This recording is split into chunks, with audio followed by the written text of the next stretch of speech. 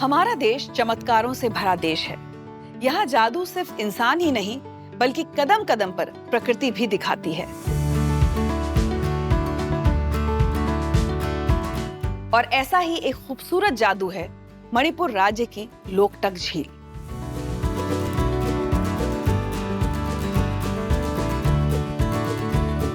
मणिपुर की इस विश्व प्रसिद्ध लोकटक झील में कैबुल लामजाओ नेशनल पार्क है, जिसे दुनिया के एकमात्र तैरते हुए नेशनल पार्क का दर्जा मिला हुआ है।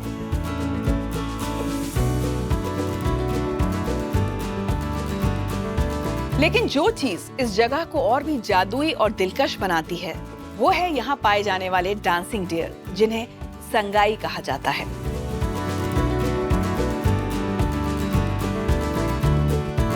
इसे कुदरत का करिश्मा ही कहेंगे कि ये संगाई हिरण एक समय में लुप्त हो चुके थे, लेकिन आज इन्हें फिर से बड़ी संख्या में देखा जा सकता है।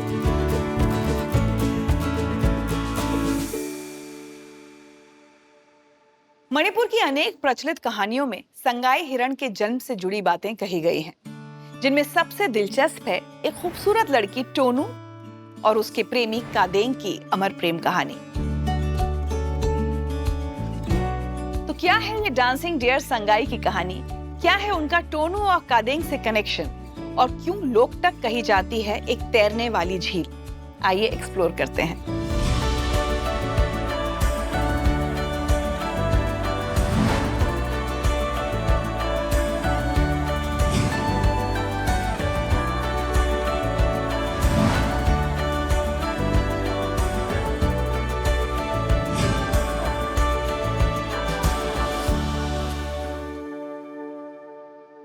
लोकटक झील को अगर आसमान से देखें तो लगेगा कि ढेर सारे छोटे छोटे हरे टापू एक साथ मिले हुए हैं और इस झील के ऊपर तैर रहे हैं।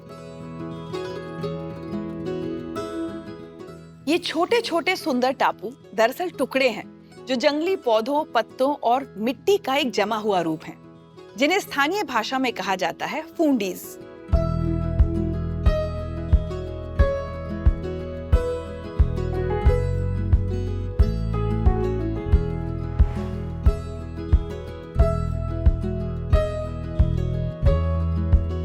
मछुआरों और आदिवासियों का घर होने के साथ ही इस झील को एक और चीज खास बनाती है कि ये संगाई यानी डांसिंग डियर का भी घर है।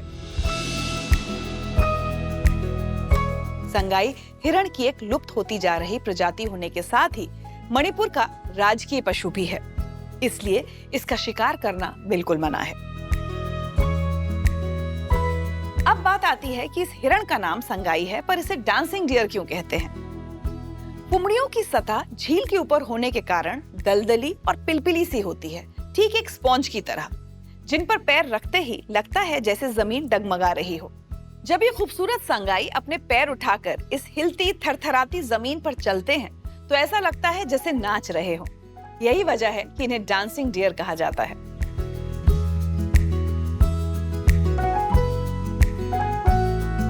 इन्हीं संगाई हिरण के साथ जुड़ी है मणिपुर की एक मशहूर लोक कथा, दो प्रेमियों की एक ऐसी अधूरी प्रेम कहानी जो सुनने वालों के दिलों को छू लेती है, टोनू और कादेंग की प्रेम कहानी।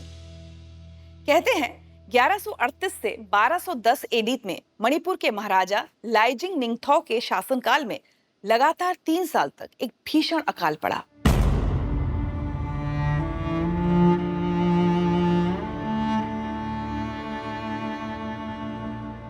अकाल की मार झेल रहे राजा ने भगवान से प्रार्थना की, जिससे भगवान थांगजिंग प्रकट हुए।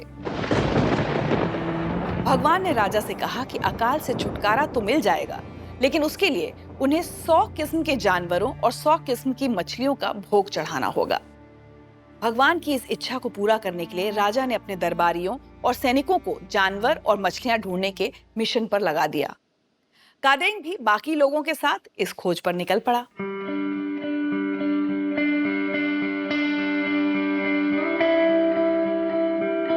अपने सफर पर निकलने से पहले कादेंग अपनी प्रेमिका टोनू से मिलता है।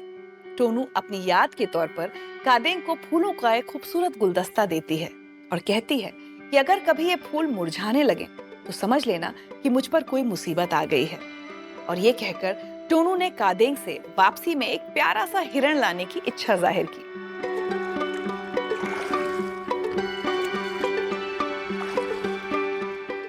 अपनी कठिन यात्रा में आखिरकार एक दिन कादेंग को अपनी टोनू के लिए एक दिलकश और प्यारा सा हिरण मिल ही गया। लेकिन तभी उसकी नजर गुलदस्ते पर गई जिसके फूल अचानक मुरझाने लगे थे। कादेंग परेशान हो गया और फौरन वापस लौटा। वो ये देखकर हैरान रह गया कि राजा जबरदस्ती टोनू के साथ शादी कर रहा था। कादेंग ने इसका विरोध किया लेकिन कोई फायदा नहीं हुआ।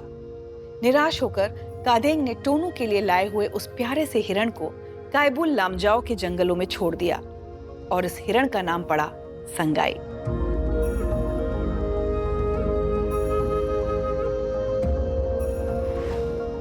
संगाई दो शब्दों से मिलकर बना है।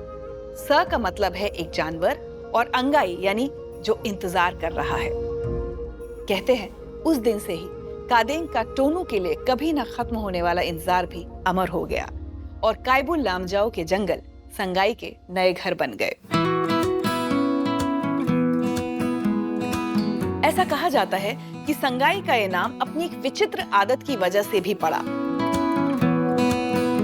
इस प्रजाति के नर हिरण चलते चलते अचानक रुक जाते हैं और पीछे पलट कर देखते हैं, ऐसे जैसे किसी का इंतजार कर रहे हैं। यहाँ तक कि जब वे अपनी जान बचाने के लिए भी दौड़ रहे हों, तब भी वो अचानक रुक जाते हैं। उनकी इस अनोखी हरकत को देखकर ऐसा लगता है जैसे कादेंग के रूप में ये संगाई अचानक अपनी प्रेमिका टोनू की पुकार सुनते हों और उसके लौटने की उम्मीद में वहीं रुककर खड़े हो जाते हों।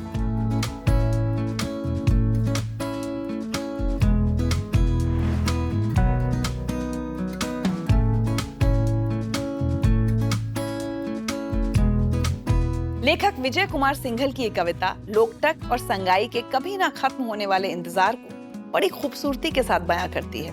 जंगल जंगल ढूंढ रहा है मृग अपनी कस्तूरी को, कितना मुश्किल है तय करना खुद से खुद की दूरी को।